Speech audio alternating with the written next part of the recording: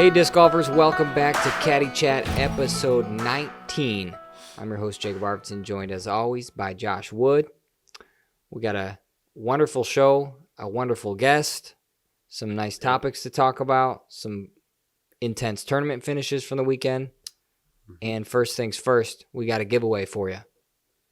What are we giving away, Josh? Yeah, today we're going to give away this very sexy Discraft Raptor super flat with that West Coast Cup stamp on it with blue, gold, green, white kind of color shift foil. Yeah, that's the one. Beautiful. With all three of our shields on it. So we're going to give this one away to the next person who signs up in AM1. Next person to sign up in AM1 for the West Coast Cup gets this beautiful Raptor right here. Yeah. So head on out there. Even if you're not an AM1, sign up for AM1. That'd be fun, wouldn't it? Yeah. Maybe. I don't know. mean, you get a disc. It could be. Yeah. Yeah. So there you go. Yeah, go sign up. We'll toss a link to the Disc Golf Scene registration page in the description. So go do that. See all you right. in a couple weeks. Yeah. See you in a couple weeks. 2 weeks, really. Yeah. Right? 2.5? 2.5. That's right. What do we got in the show today, Josh? So today we're going to do a recap of WACO. Of course, WACO is one of the big stops of the year. Everybody loves it. So we'll talk about that a little bit. We have Open at Austin coming up this weekend. Yep. So we're going to talk about that a little bit, make some picks, talk about the course a little bit. We have an interview with Clint Calvin, one of our friends. He's been at your course for the skins match before, so we'll talk to him about his tour this year and what's going on with him, and I think that'll about do it. Awesome. So it should be a really short show today. My goodness. That's going to be our tagline now. Instead of you signing off at the end with keep your head in the game, it's going to be thanks for enjoying our short show or something along those lines. No, we'll just keep it how it is. I think it's a better idea. All right, so Waco this past weekend. Yeah. You and I made some picks. We did.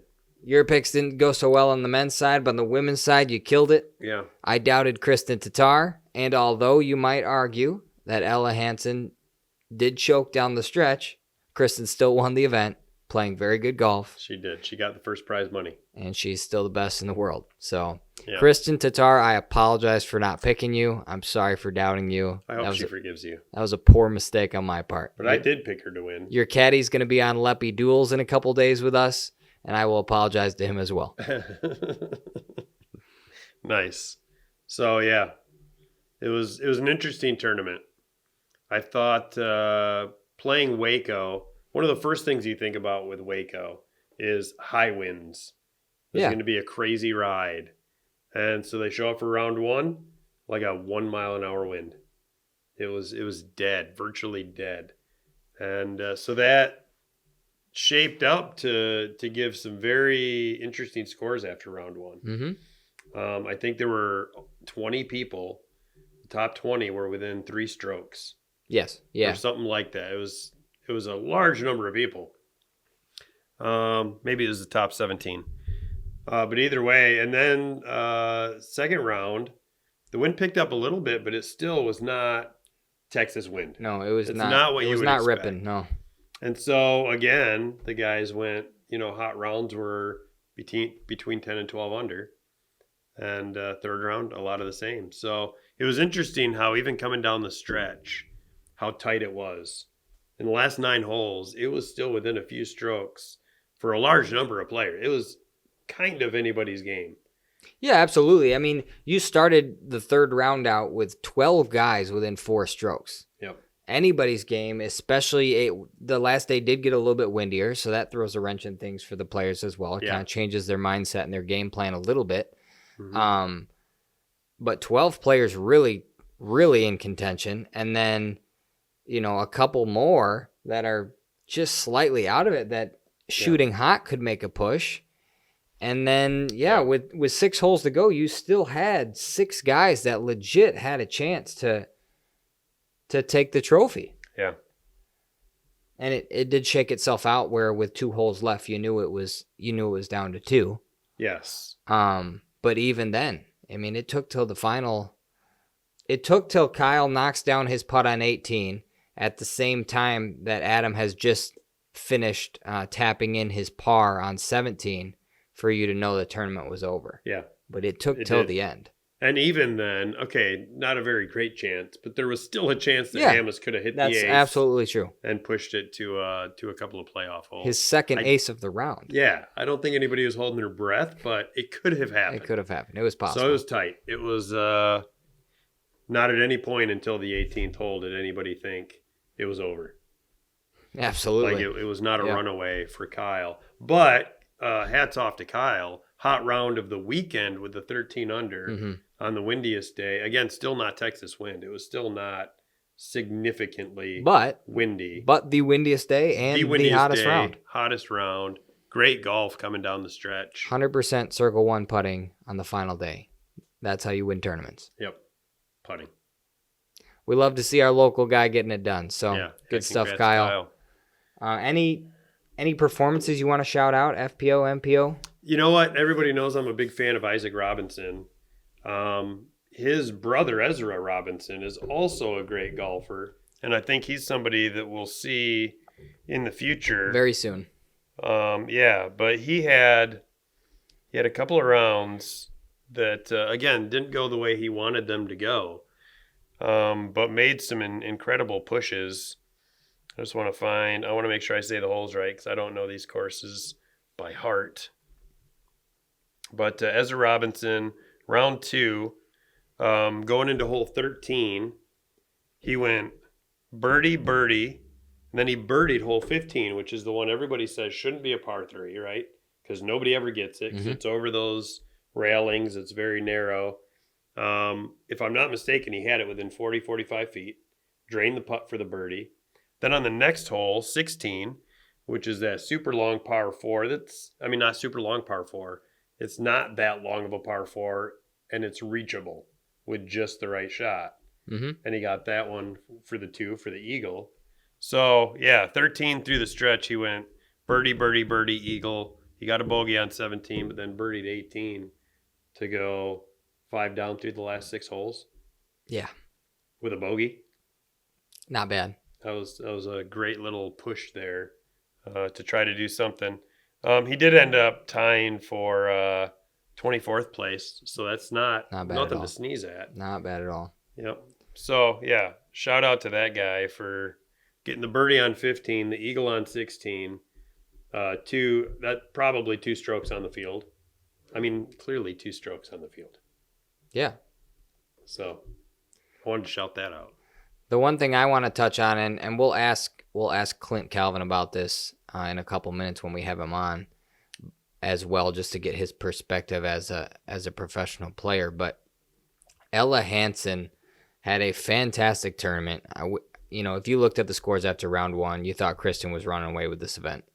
The world number 1 shows up and torches everybody the first round. You're like, okay, well, this one's over. Kristen's still the best. Yeah. But then credit to Ella Hansen, tears it up round 2, comes all the way back, and then round 3 happened, and she, through 15 holes, she was the winner. 6 up. She played very, very well. 4. She was up by 4. Up by 4. Okay, Yeah. I thought it was 6. 4 with 3 to go. 4 with 3 to go. And goes bogey, bogey, bogey to finish. Kristen goes birdie, par, birdie, and ultimately gets it done. So no matter how you look at it for Ella, it doesn't really matter. Kristen wins, Ella comes in second. But what I want to point out is just the reason I think this is important is because Ella is going to learn from this. Yes, it's heartbreaking. Yes, it sucks to blow that opportunity that you had. All you needed was a par to force a playoff, and two pars and a bogey would have got it done on holes that she'd been playing well the rest of the event. And then even going into 18, I mean, she didn't need to go for it off the tee like she did. I think she was nervous and not thinking. So in hindsight, I'm sure she changes her decision. But my point is that I think this is a learning opportunity, and I think she will learn from it, and she will be able to channel that heartbreak and hone in the rest of the season. I think this is a huge building block for her career because she didn't win, and I think we're going to see her win here shortly. I like it. And you can tell she's strong because not much later in the day, she was on the bag for James Proctor. I can imagine if I would have tasted a defeat like that, I would have gone home and pouted a little bit. I would have probably gone home. But man, she soldiered on. She caddied for Proctor for his final round. Respect. So yeah, absolutely. Absolutely Good respect. on you. Yep. All right, let's fast forward this coming weekend. Back-to-back Pro Tour stops in Texas. They're going to Austin, and we'll have some thoughts on the course and that event. Back to back because the week after that's true. States. That's true. Yeah, but Elite Series is what I meant. Oh, I'm sorry. Regardless, a lot of Texas golf in a row. It's the Texas swing for you. We'll talk about the course and the tournament here in a second after we talk to Clint, but let's make some picks here. First time they've ever played this location at Harvey Penick Golf Campus in Austin, Texas. This tournament was previously at Belton for the past couple of years at I like Belton. At Heritage Park in Belton, and now it is moving. So what are your picks, Josh? Or you want me to go first because I will steal? No, I'll go first. I'm going to go Ricky, Paul, and Eagle. No, I'm just kidding. Actually? No. But I will go first. I don't have enough faith that Ricky's going to be there this week. He's let me down 3 weeks in a row, 4 weeks in a row. Three, maybe 4, yeah. It hurts. I'm taking it personally now.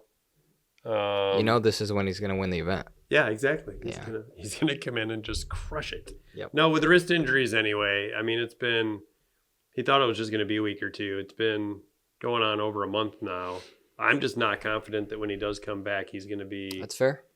Running out of the gate. Maybe he will be. Maybe he'll be coming with raptor legs to the first tee. We'll find out. But no, I'm going to go with Calvin Heimberg. Okay. He's been finding his rhythm the last several weeks. Mm-hmm. He's been on the cusp. He won one. He's been in the mix in just about every other tournament he's played so far. He was right there at Waco. He was right there at Waco. I think he's got it. I think he's feeling it, and I'm gonna give it to him here at a course where I've been told it's a big bomber course, and it's a place where a big arm like his is going to come in handy. It's a golf course. Everybody knows that's not my favorite course, but Calvin plays them well. So I'm going Calvin number 1. Deal? I'm going Kyle Klein number 2. All right, he's going to bounce back with another podium finish. Podium finish again. I think he's going to ride that high and just crush it again. Distance thrower. I know he can get it done. And then third place, I'm going to give it to Adam Hammis. Again, he's been feeling it the last month or so. He's been right there, almost closed it out at Waco. So I have a lot of confidence in him. And if for some reason one of those three backs out on me, then I'm going Gannonburg. Or Gannonburg pops off and beats the three of them. Yes, which is also very possible. Again, long distance thrower. Lots of momentum and good golf lately. So I'm pretty confident in those 4. Okay. I'm feeling good about it. And FPO. Feeling good. FPO. Kristen. How can you pick against Kristen? I'm going to pick Kristen to win. But I have not lost my faith in Paige Pierce. Okay. I'm still picking her second. I don't know what happened to her this weekend. That first round was kind of hard to watch. But I still believe in you, Paige. You can do it. All right, next. Sorry. So this one I'm going out a little bit on a limb. Wow. I think I know what's coming. Do you? Evelina. Yeah, baby. Evelina. So first of all, I just want to say one of the most touching things I've seen in disc golf in a while was the story of after round 1. Did you hear about this? That Paul McBeth was out there with her, helping her with her putt. Mm-hmm. What a guy. What a nice thing to do. He didn't really have cool. to do that, right? It's really cool. So anyway. You think he was able to give her some tips that she's going to be able to use a week later? I think that's possible. Okay. But more so, I think that kind of interaction and that kind of help from somebody else can give you a lot of confidence and make you feel good about yourself. A mental support thing. Well, obviously, I think if you see her putting, so much of that has to be mental. And so I think every little bit of help with her mental game that she gets and any little bit of confidence that she can get is going to be helpful. I'm rooting for her. I want to see her be one of the best golfers to ever play the sport. So I'm gonna pick her. Little teaser for Leppy Duels coming up this weekend. That's one of the questions the panel is going to tackle. They've got some thoughts on Evelina and her putting. So, looking forward to that. Anyway, that looks funny, but I can hear it better when it's back to your fourth pick. Fourth pick, I'm going to go Ella. I think she's going to bounce back. I think she's going to have another great weekend of golf and fight hard. She's a phenomenal golfer. Again, she had a little breakdown there, but in general, she puts together a game plan. She executes her game plan. Yep. She's very precise with her shots. She has what it takes to get it done. I think she's going to be able to put this behind her and, like you said, learn from it and keep moving forward. Yeah, I think this past weekend was a huge building block for her. I think it's going to do more for her than winning, actually, in the long run. Yeah, it could be. I could see that. All right, my picks. There's a little bit of overlap. Of course. Of course. Josh is going to say I stole them. I did not. They're written down right here before he talked. Anyway, Calvin's going to win. I think Calvin's having the beginning of a very special season. I think I made a bold prediction about that. You did. So Calvin wins. I think we're going to see the return of Anthony Barella to prominence. Okay. This course fits everything about AB. I think he will be in position to win again and will come up short because his putt just doesn't go in consistently enough.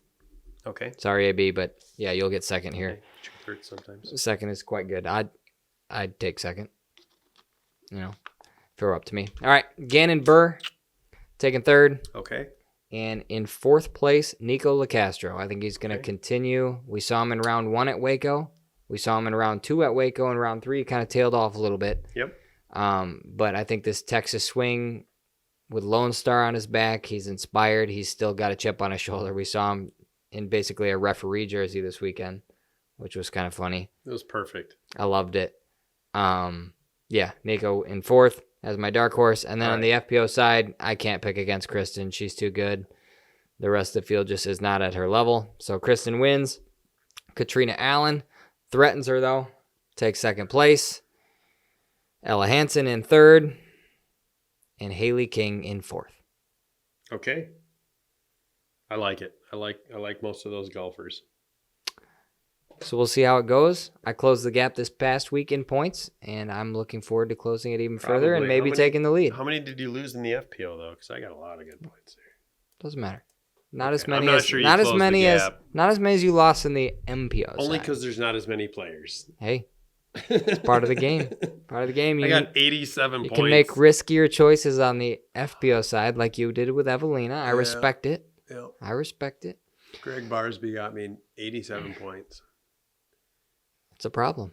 It's a big problem. Anyway, our next segment, we're bringing him in via the Freshwood phone line. Please welcome Clint Calvin, everybody. Thanks, Clint, for joining us today on Caddy Chat. The first question we've got for you is you made the switch from Latitude 64 to Innova this year.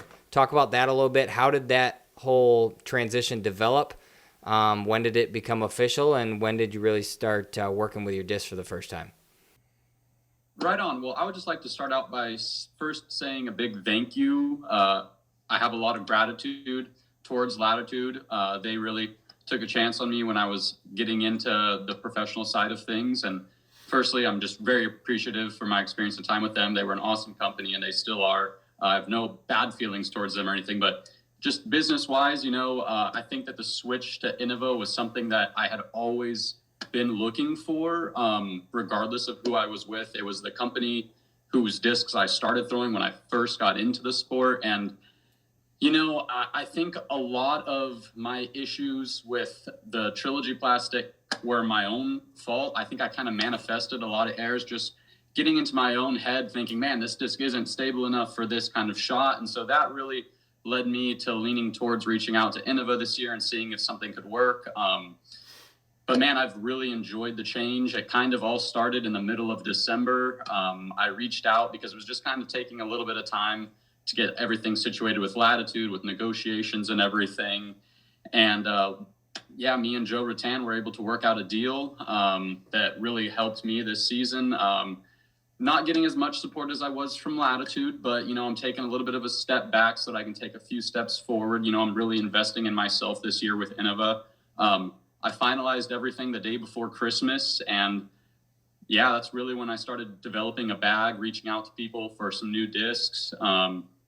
But the change has been great. I think that a lot of professional players would agree with me that when they change their whole bags, it helps you kind of revamp your game. It reinstills a lot of passion and interest into the sport for us, because things can get a little bit methodical at times, especially if you're not vibing with some of your shots. And so for me, again, I was just getting into the field a lot more after the change. It really helped motivate me a lot. And I think right now with this change, I have more mental clarity in my game than I've had in a long time. I think that I started to overcomplicate things with my previous sponsor due to continually adding new discs to the bag as they were being released, even though I was 1037 rated at one point with them. And that was when my game was the simplest. And now transitioning back to Innova, I have a very simple bag again with very few molds. And I think it's really benefiting my game. Do you have a question, Josh? Yeah, a couple of questions. Number one, have you thrown a charger yet?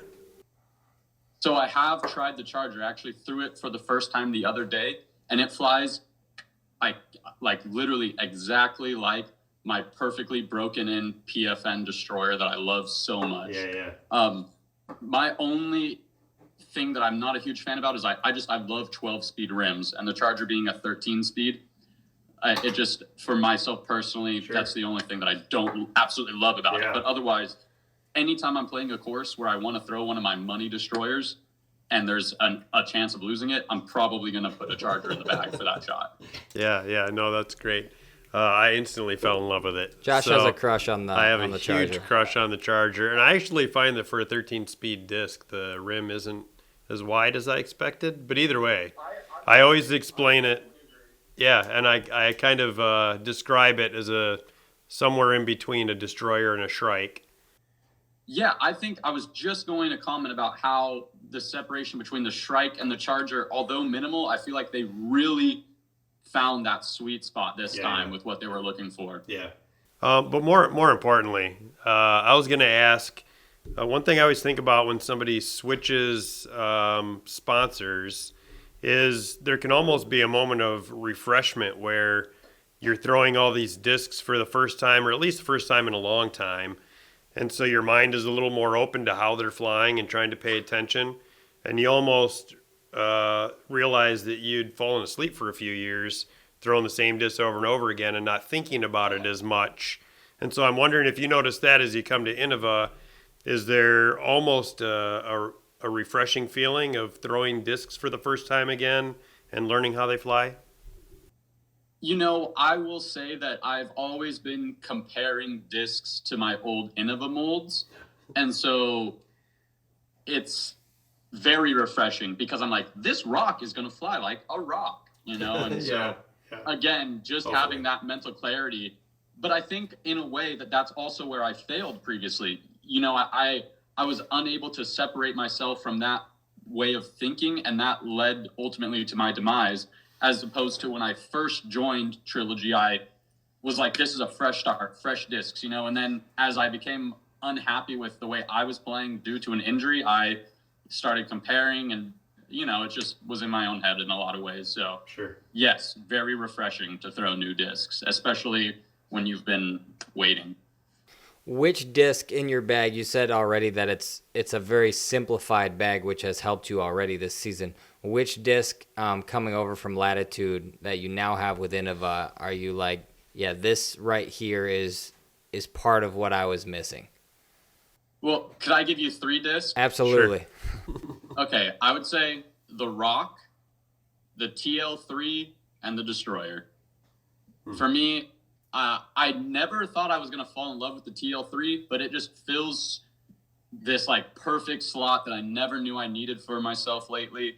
And then just the consistency of my destroyers and having the trust, the stability, the glide, the speed, that was huge. And then having my favorite mid-range again, like just rock shots. I just can't explain how good of a disc it is. No, I get that. I feel that. So you start off the year, apart from, your kind of warm-up tournaments, but the first big event is LVC, obviously, for you and a ton of other people. So talk about what happened for you there and how you feel about your top 20 finish. Well, I'll start with how I feel. I was very content. I played the way that I know I should be playing. It's a little bit bittersweet because if you look at my putting stats, they were rather atrocious. And that hurt because I really loved the putter that I was using previously. But it just, in tournament play, when, the pressure and the mental is going hard, it just wasn't the right slot for me. And I have found another mold. I'm not ready to talk about that yet, but I just kept it really simple at LVC, and it is definitely a good mental boost starting the way off, or starting the year off that way. And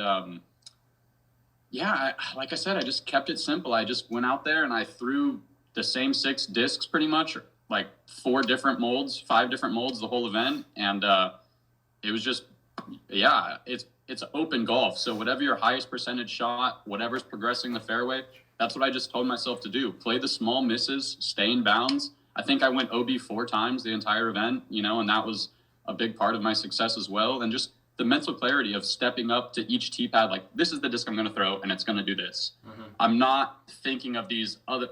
Yes, I'm taking the other variables into account, but I'm not allowing it to sway my instinctual decision-making abilities where, like, I feel this is what I'm going with.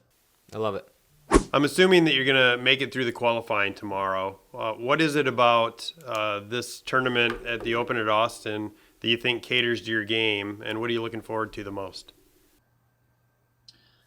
Well, if I'm being truthful, I think that in my current physical position, I'm feeling healthy. However, I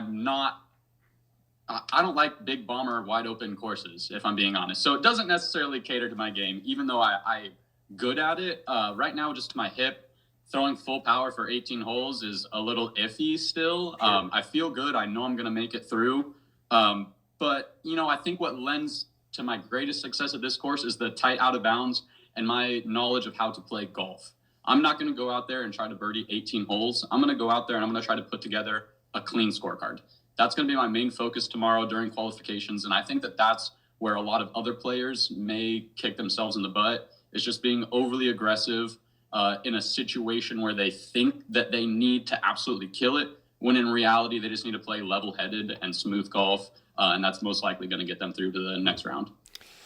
Talk about qualifiers a little bit. Do you think, in a way, it gives you an advantage over the field come the tournament, especially with a course like Harvey Penick that is up for 1 week this year that no one's ever seen or played before?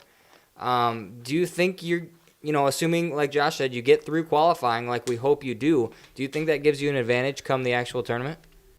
You know what, Jacob? I think that is a great perspective to have. I 100% think so, because you've already won. You've already achieved. You've made it through. You'll have the tournament pressure situation before anybody else has it.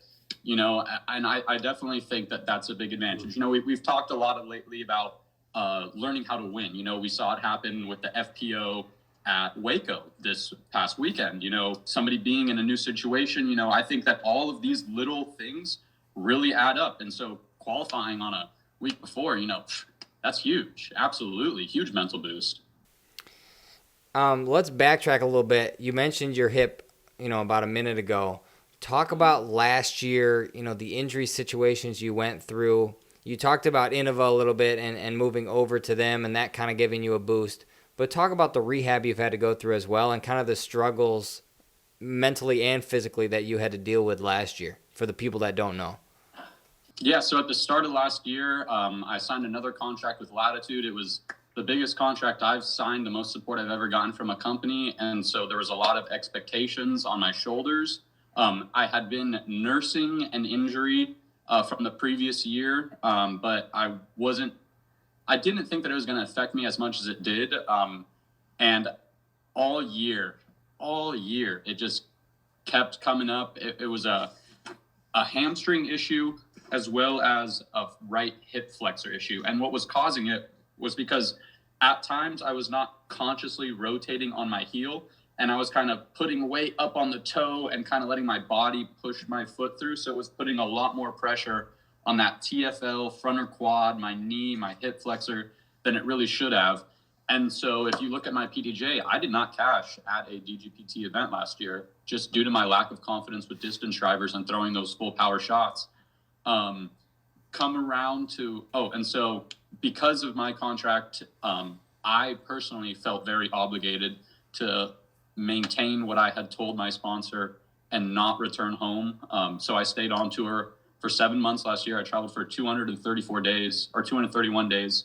And I cashed at every event that wasn't a DGPT event. I had 1 or 2 wins, I think. But yeah, it just made it very difficult. And so when I got home in September or the end of September, my first objective was to figure out how I could rehab this. I got referred to a great sports therapist, physical therapist. And then I started using this incredible product called Monkey Feet by Animal House Fitness. I brought it on tour with me this year. It's something that directly targets that area that I was having issues in and has really aided me in recovering and strengthening that. Still not 100%. I honestly feel like I went from 60% to 70% this off season. So there's still a lot of room for improvement, but I'm feeling more confident than I have in a really long time in my distance driver shots. And I feel stronger than ever. I was able to put on a good amount of weight this off season and stay committed and focused with that. And so I definitely think that's going to benefit me here this season. Awesome. Well, we're glad to hear that. Josh, did you have any other questions for Clint? No. All right, final question for you then, Clint. Your approach to the tour is probably a little bit different this year after what happened last year, not being able to cash on the Pro Tour events. So what's different, I guess, for you this year for Tour? I mean, we just talked about already you have to go through the qualifying here to even play at Austin. Kind of talk about that and what the next couple of months look like for you, different than, maybe your top player on tour right now. Yeah, so I still, due to the format of DGPT registration, I was able to get into some of my DGPT events, but last year just not qualifying for the tour card was unfortunate, but I still have a passion for this. I'm not going to just sit around in California and play C tiers all year. That's no fun. Had money saved up, so I'm still going to do the tour this year. I kind of told myself, I want to go and explore the United States. I've never been to the East Coast, so I'm doing some tournaments out there. I'm going to play a couple dope A tiers. I'm playing that North Carolina Blue Ridge Championships. That should be amazing. And then I'm going back to a few places that I absolutely loved. I'm on the wait list for the Preserve. I'm going back to the Majestic because that was just incredible in Minnesota. Going back to Michigan for a month. Again, just playing cool A tiers, trying to travel, still going to play some DGPT events, as I was saying, to try to earn that tour card for next year. But in all honesty as well, traveling last year and playing most of the tour, you kind of learn what you do like and you don't like. And I'm staying away from some events this year that I would have had the option to play just because I just either don't like the course or it's too far of a drive. I'd really try to do a better job of planning my tour schedule this year instead of having long drives back and forth. But, still figuring it out. And hopefully next year I'll be able to play a couple more of the tour events as my hip continues to heal and I regain some of that confidence. I love it. I think it's really good that you pointed out that you are picking and choosing, not necessarily events that you aren't qualified for or couldn't get into because of the tour card, but that you're actually looking at some events that you could have played and said, yeah, that course doesn't suit me right now or ever. And so I'm just not going to play it because, it's not a good financial decision, one, or good mental decision because you're not going to play well. So yeah. I think that's important. And I think that's something a lot of people don't take into account when they're scheduling. So I'm glad you brought that up. Blue Ridge, you're excited for that? I'm excited to watch you guys play that. That looks absolutely gorgeous. Yeah, I've never been to Marion, North Carolina before. I've only ever really cruised around Charlotte, so I'm really looking forward to it. I hear North Carolina is beautiful. Super excited. I'm going to have my friend Bobcat Buckley on the bag for me, so it's going to be a good time, man. I'm really looking forward to that one. Well, good stuff. We look forward to seeing you in Michigan this summer when you make your stop here. Yeah, buddy. I'll definitely be back. Yeah, other than that, thanks so much for joining us on Caddy Chat. Yeah, thanks, Clint. All right, so that was Clint Calvin again joining us via the Freshwood phone line. We appreciate him joining us on the show today. Yeah, he's always fun to talk to. And he had some good things to say. So enjoyed that for sure. Hopefully you guys got some good tidbits out of that. Again, to repeat, he is qualifying. Well, it'll be yesterday when this thing airs. I suppose so. You'll already know. You'll already know. You just pause it a second. If he head made over it or to not. pdga.com. See if he made the list. Hey, I have a question for you though, Jake. Yeah. You keep talking about this being a bomber course and talking about how it's a course that we've never played before. What do you know about it? Because I don't know anything about it. All right, so this tournament's interesting. There's some background information. I had the privilege of doing an interview with tournament director Neil Dombra. I hope I'm saying that right. A couple weeks ago. Just called him Neil, so Neil, correct me if I'm wrong. But regardless, established course designer and TD down there, good dude, very knowledgeable. Last couple years, this tournament has been, it's the Open Disc Golf Championships is what it's called in Texas, kind of a premier organization that runs one event a year down there. It's been going on for 9 years now. It's been at Belton for 4 years. The DGPT came in 2021, made it a Silver Series. It was a Silver Series again last year. I assume they had the idea to elevate it to a Elite Series in the Belton location again this year. However, Heritage Park, which was their showcase course, which was a nice course, and I think the players enjoyed it from what I've heard. Did you hear anything different? No. It was a good watch. Yeah. Heritage Park went under it's owned by the city, and it went under some renovation this year. So they're putting in bathrooms and a fishing house or something like that. And it's right along the river there in Belton. A new road and a new parking lot. So the course had to go under a temporary redesign, maybe some permanent changes as well. I'm not privy to that information. But it's just not in a good spot right now. It's not in a good spot. Hosting a tour. Exactly. So the Pro Tour yanked it out of there, rightfully so. And then they kind of said to Neil, they said, "Hey Neil, can you come up with something? Can you find something for us?"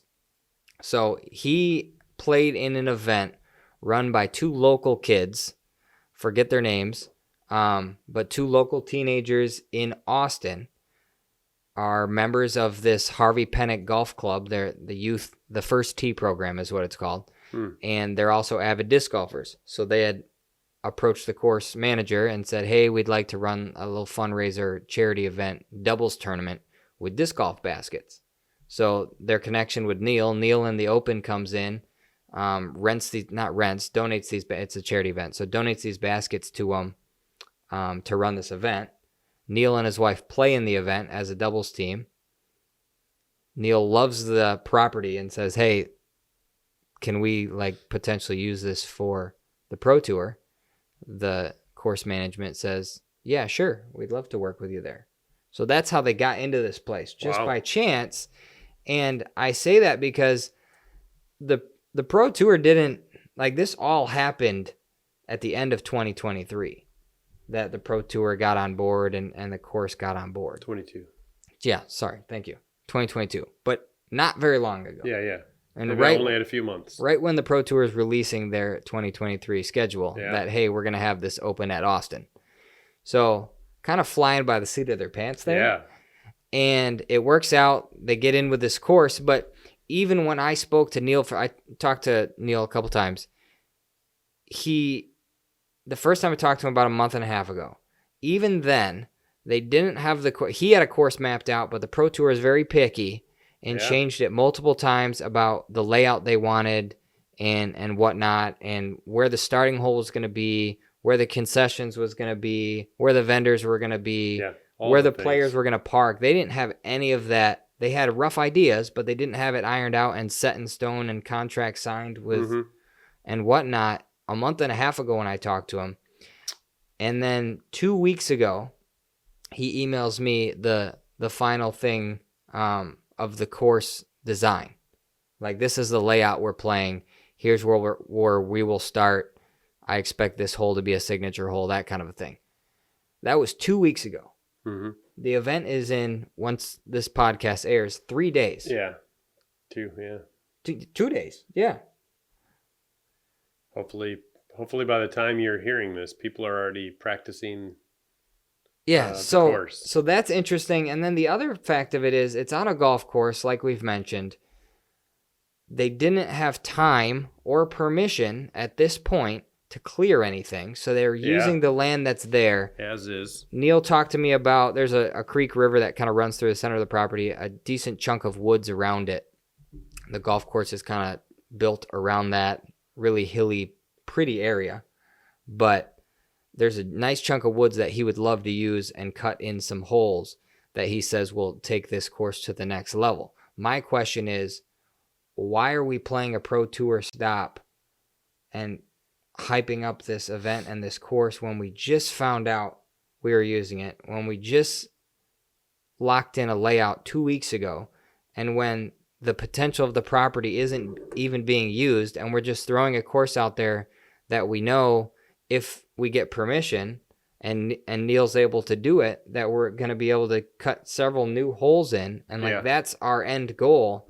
Why are we okay with putting up what I assume is going to be very similar to what happened in Portland 2 years ago, when Dustin Keegan was forced to design a course on a whim by the Pro Tour at the last second and put under a lot of pressure, and he had to use what a golf course made available to him, and the course got obliterated. They threw rollers all the time, and it got a lot of crap from people.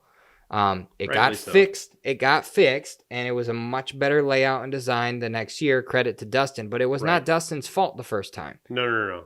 And it's one of those things where, along the lines of what you're saying, if you're putting together a new course like this, a top level course, there should probably be a few C tiers played there first, and then some Bs, and then some As, and work out all those kinks before you've got 80 guys throwing a roller on hole 7 all weekend long. Yeah. But, I mean, I think we've been open enough anyway about how we feel about playing on golf courses. I've seen it done well a couple of times, but in general, it's just not a whole lot of fun with all that artificial OB. Adam, last week on Leppy Duels, really got me thinking about that again. I really appreciated some of his insights into that, about how our courses have not kept up with the play of these modern athletes. Yeah. So I'll be interested to see how it plays this weekend. It sounds like just another disaster waiting to happen. One more thing, I guess, to put on our list of reasons why we need to start a new tour or something. What's your reaction to the whole last minute thing where they have the Pro Tour has their mindset? We need a stop in this location. Austin is a big city, big population. They've got the South by Southwest Music Festival going on the same exact weekend. There's going to be people there, things to do. It makes sense. I get why they want it going on there and at that time. It makes perfect sense. Yeah. However, how do you feel about this whole not like we made this schedule up and we don't even know if it's going to work? Yeah, I think it's dangerous, but I also think I need some more context. Like, is there another course within 75 miles that they could have played instead? Austin does not have a championship course. Yeah, so I mean, what are your options? Either cancel the event, and then everybody who's got rooms booked, and I mean, there's got to be some sort of a cutoff point, right? Where you say, if we don't have everything locked down 90 days ahead of time, we're pulling the plug. But you're right, wait until the last month to get the final details in place. Now, I understand, again, if you're going to, when they go to D-Glow, like, they've got everything nailed down well in advance, but that doesn't mean there's not work to do leading up to it. Things that need to be taken care of in the final weeks leading up to it before everything's just right the way you want it. But if we don't even have a course yet, a month leading up to the event, I just think that's way too late to pull the plug. I mean, they should have already pulled the plug. As soon as they found out in December, hey, we're not going to be able to use Heritage in Belton. Right. What are we going to do? They should have said, we're going to have to cancel. there's nowhere else to play, and we're not going to throw something together. And they may have known in October, November that Heritage was up in the air. However, then they should have been making those plans. The big thing is they didn't have Harvey Pennick locked down until January. As far as we're going to be using this place for sure. And then even then, they still had to start building. Yeah, and I mean, are they got to put all the pads in, 36 pads, and it's a ton of work. And to not, my biggest issue is with the Pro Tour themselves. Neil, an experienced designer from Texas, he's renowned down there. He knows what he's doing. Sure. He lays out several designs. He sent me several designs that he had laid out. The layout made sense. And he kept saying to me, the Pro Tour, like, this is not official. The Pro Tour is going to change some things. I don't even know if I can call myself the designer at this point because they're changing like so much to this design. Not throwing shade at the Pro Tour, but just saying, like, this is still very much fluid, very much up in the air. And it was not just like number of holes or numbered holes. Like, where do we start? This one's going to be 17. It wasn't just course flow. It was complete design. Yeah. Like there was several holes that he was really excited about that on this final design that you guys will get to see this weekend won't exist because they wanted spectators to sit here and they thought, let's have them throw a giant shot off a hill here so we can see it fly. Not necessarily taking into account, an intelligent person who knows how to design a course in that area specifically. Yeah. Putting together some great holes. And then what you said, the people on the ground actually playing the course. Are we throwing the same exact shot in every hole? Are we throwing rollers on half these shots? That's a problem. And this is a tricky thing. So, number one, I know that I've been really harsh on the Disc Golf Pro Tour and Disc Golf Network in the last several weeks. So I don't want to beat them up some more per se. But I do understand this dilemma that you're going to run into as we're designing new courses that are tour level, that are going to be fun to play, that are going to be fun to watch competition on, and have room for spectators and concessions and bathrooms. There's a lot of things that go into that. So I can empathize with them wanting to make sure we have all these amenities and we're thinking through these types of layout issues. But there's ways to do that without having to ruin a hole.